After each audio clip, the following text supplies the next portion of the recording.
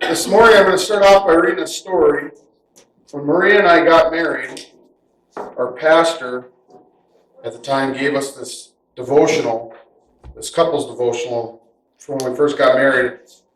I like to go to it from time to time. There's some really good stories in here that really speak truth to who Jesus is and who Jesus wants us to be.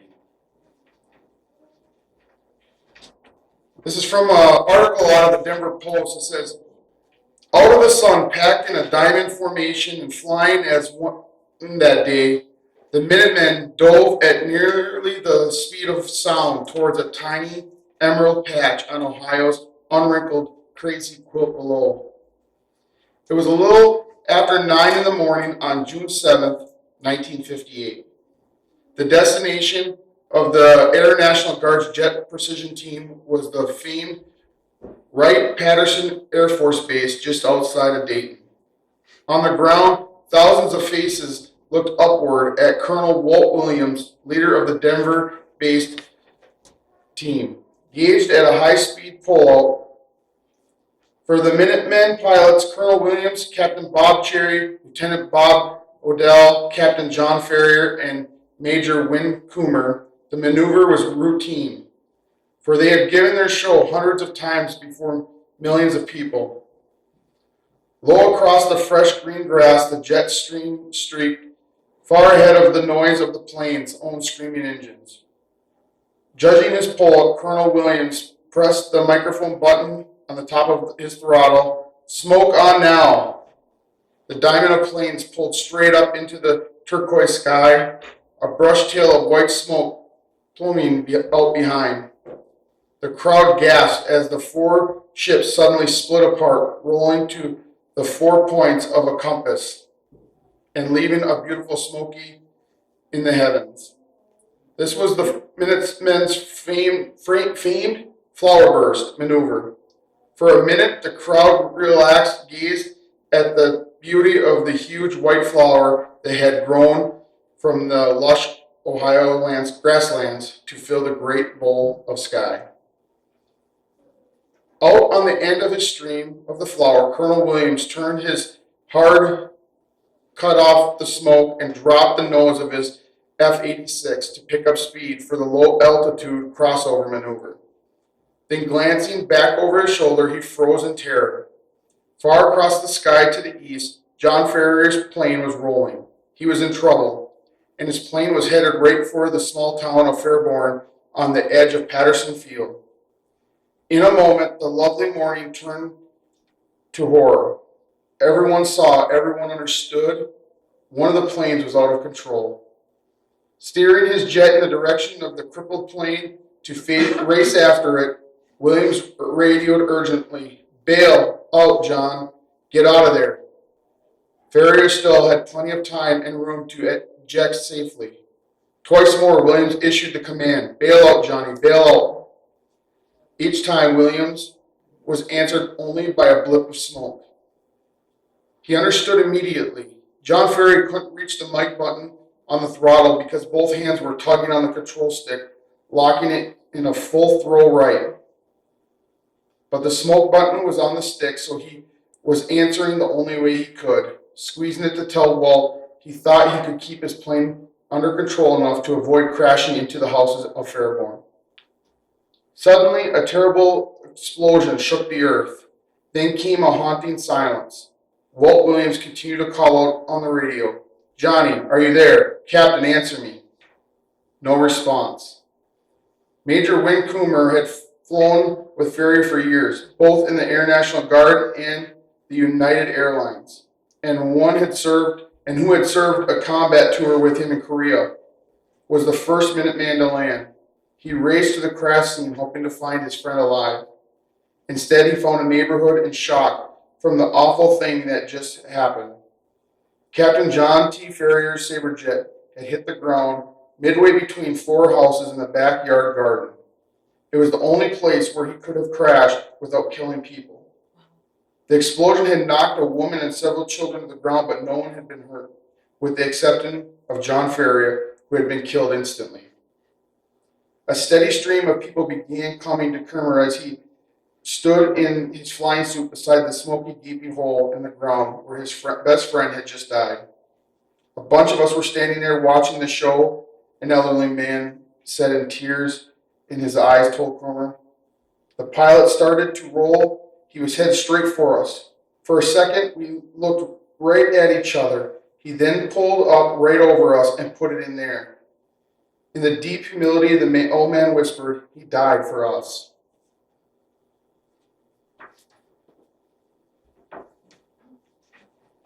There's a famous saying often in Christian circles, God first, others second, I'm third. At a glance, it may seem counterintuitive in a world that prioritizes self-promotion and personal ambition. It can even feel unnatural. But this perspective is the true key, purpose, and fulfillment of God's grace. Imagine a young athlete who constantly strives for personal success. After attending a faith-based retreat, she learns about the I third principle and decides to shift her focus. She begins dedicating her victories to glorify God and mentoring younger teams. Her newfound joy doesn't come from medals, but seeing God's work in her lives. I recently been watch a lot of football. My kid goes, like, football again? But when you listen to some of the athletes after their press conferences or after on the field, and they give several athletes, they'll give praise to God first. I've noticed that as time gone on, their press conferences get shorter and shorter. Sometimes they wait a little bit longer to give them the press conference. Today we'll explore what it means to live with the motto, I'm third, and how this mindset reflects the heart of Jesus. First, God's first.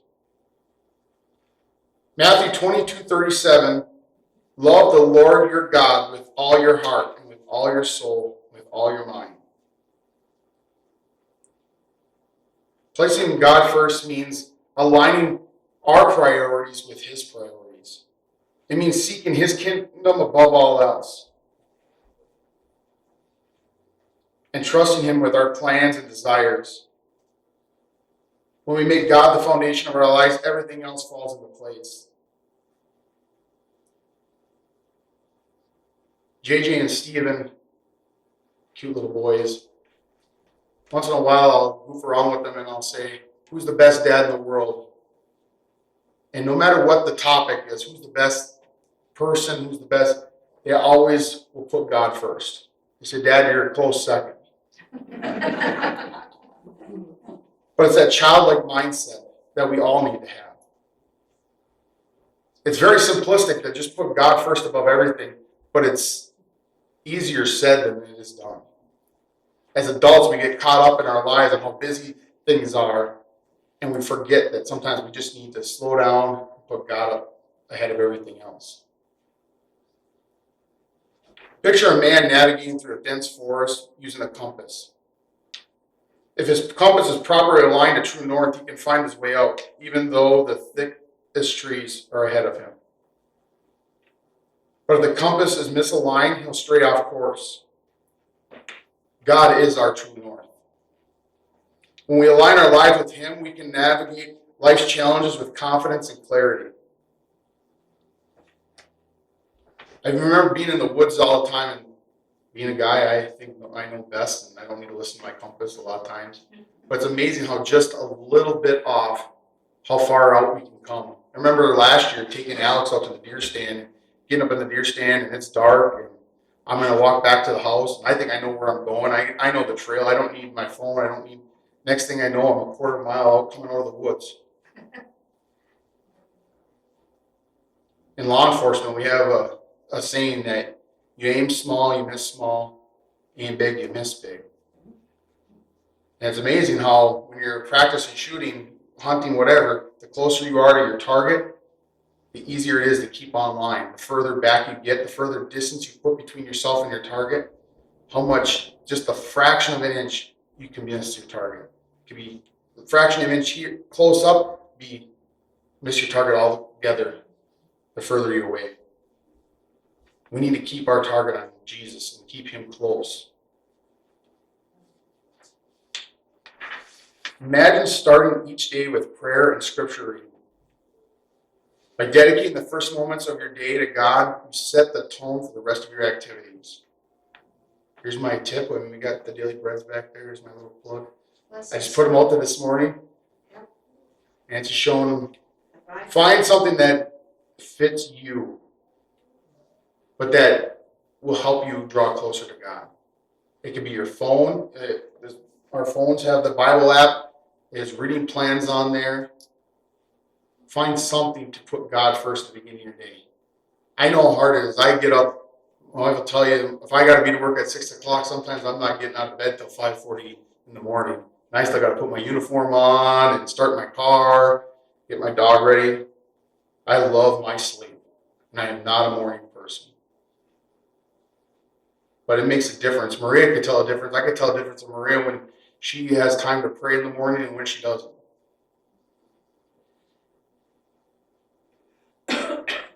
A business owner once started to share how he started tithing regularly during tough financial times. By prioritizing God's commands, he found not only peace, but also unexpected blessings in his business. This owner was Samuel Colgate of the Colgate toothpaste company. When he started tithing, he realized that his business continued to grow, and he continued to put the profits into tithing, into God's work. It shouldn't be the reason why we do things. It's a blessing. It's an outcome of our faithfulness, putting God first in our lives. We should each take the time to reflect, is God truly first in our life? Are our decisions and actions centered around his purpose?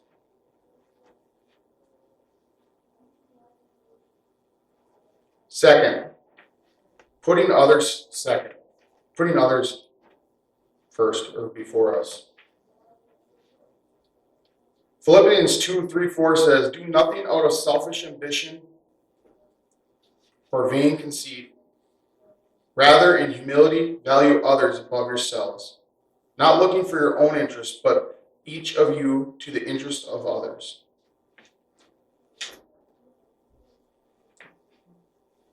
I'm not speaking just to you guys this morning. I'm speaking to myself this morning. Sometimes I have a hard time putting others above myself. I think this is even harder than putting God first sometimes. To love others as ourselves is a commandment equal of importance to loving God. Matthew 22:39. Serving others requires humility, compassion, and a willingness to put their needs above our own. Jesus exemplified this when he washed his disciples' feet in John 13.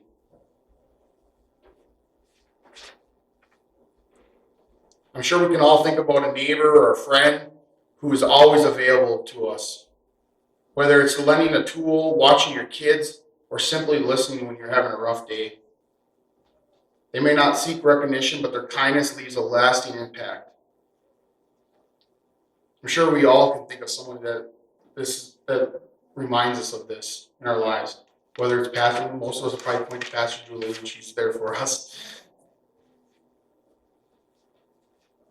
Simply, during a natural disaster, many volunteers drop everything to help rebuild homes, distribute the supplies. These acts of selflessness reflect the love Christ calls us to show.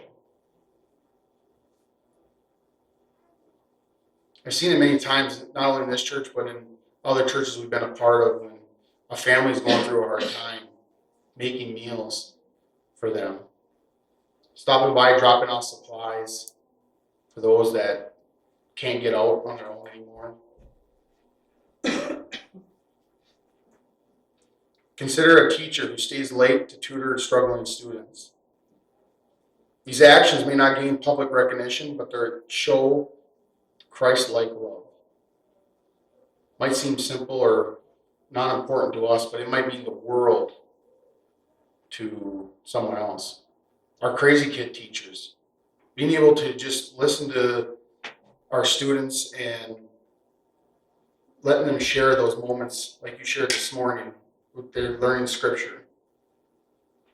Marie and I were talking about camps this weekend, and we found a camp for show choir.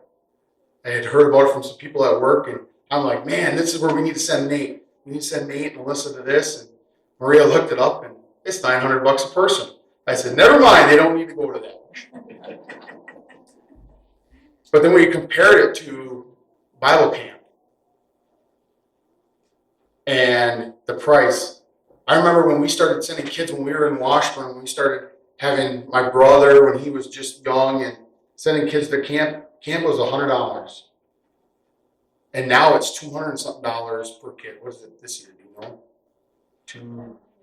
Okay, so about $200, $220 a kid. $225 a kid. That's a significant increase in the last 15, 16 years.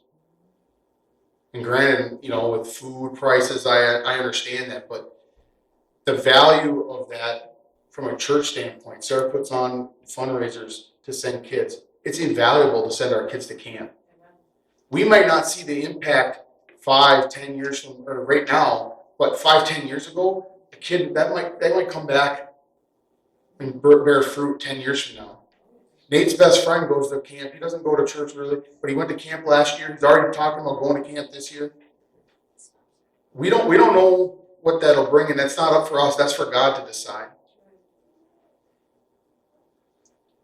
But being able to sacrifice time, Sarah, putting those fundraisers together, I know how much work you put into that and how much passion you have for that. People donating time to help her out or to all the different crazy kids, the VBS. You're putting those kids first. And we may not see the fruit in our lifetime, but God has a plan, and we're giving them the tools and we're watering that seed for them. Who in your life needs love and service today? And how can we prioritize others' well-being?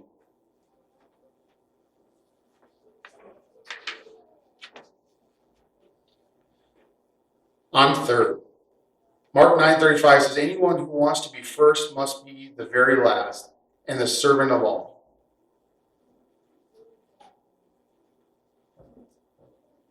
When we put God and others first, we naturally take the posture of humility. Being third is not about neglecting our needs or understanding that true greatness comes from serving others and trusting God to meet our needs. Imagine a leader of a large organization who quietly volunteers every weekend at a local homeless shelter. Despite their high-profile job, they find fulfillment in serving meals and cleaning up, never seeking recognition. His humility reminds us that true leadership and fulfillment comes from serving others and putting God's will above our own. A year and a half ago, I went to a 3-week leadership course down at Stevens Point. The course broke down the science behind leadership. Never thought of leadership as a science until I went to that class.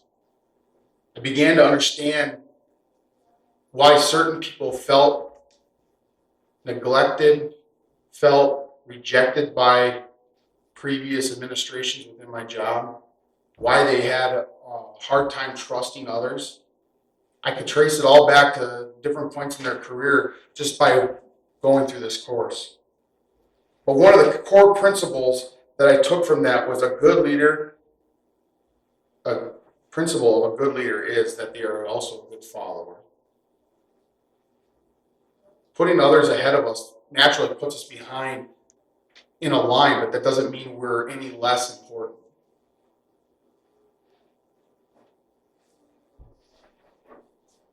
Consider missionaries who leave the comforts of their own home to serve in remote areas. They often live with limited resources and face challenges daily, yet their joy comes from serving God and others. Or think about a neighbor who shovels snow for the elderly, a small act of service that reflects the I'm third mindset. A couple of years ago when we had all that big snow, my snowblower broke. So I was having a hard time shoveling my snow.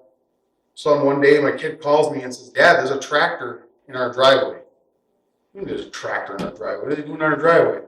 But somebody, we still don't know to this day who it was, went around and started plowing out the driveways around, not only mine, but my neighbors, and went and plowed out. We still don't know to this day who it was, but he went and cleared out everybody's driveways for them.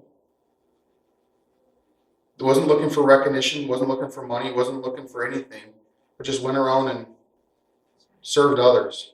We were so grateful.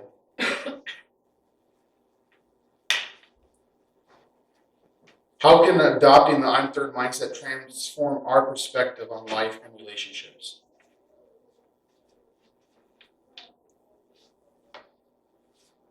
Matthew 20:26-28 says, whoever wants to become great amongst you must be your servant, and whoever wants to be first must be your slave. Just as the Son of Man did not come to be served, but to serve, and to give his life as a ransom for many. A famous story recounts a young boy at a summer camp who learned the motto, I'm third. When asked about it, he explained, it means God comes first, others come second, and I'm third. This simple yet profound statement became the guiding principle for his life. Years later, Gail Sayers selfishly and faith inspired countless others. Similarly, think about Dr. Martin Luther King Jr., who we just celebrated last week in our country, who lived with this principle, dedicating his life to God's mission and the service of others. His sacrifice brought transformative change to the world.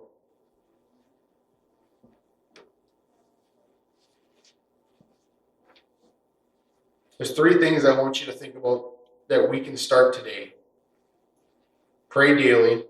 Ask God to help you put him first. Others second and yourself third. Second, serve intentionally.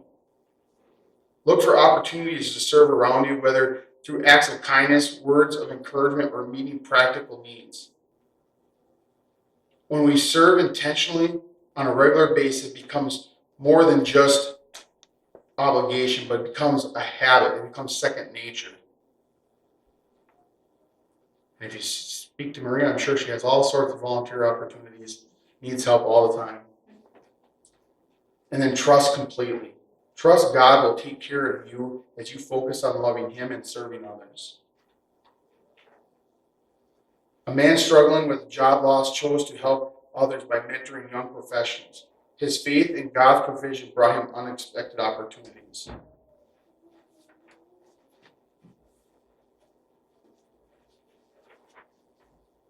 As we conclude, worship team can start coming forward and working your way. I was singing that song that Maria started earlier. As we conclude, let's reflect on what it truly means to live with the I'm third mindset. Imagine the collective impact we can have when we each commit to putting God first, others second, and ourselves third. Together we can create a ripple effect of love, humility, and service that transforms our families, communities, our church, and beyond. What will our world look like today if we each take that mindset? In a world that is too often about ourselves and saying, let's get famous just by posting videos. I've never seen so many famous people just because they can post a video online. Go into this week with this charge. Live boldly, love selflessly, and trust deeply in God's plan in your life. May your actions be a beacon of Christ's love, inspiring others to follow his example.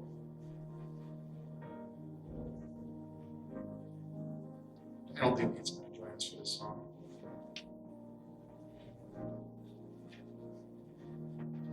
You can go ahead and play this song. And then afterwards, Nancy's going to give us our benediction this morning. Maria and I will be up front for anybody that needs prayer, for healing, salvation, whatever you need.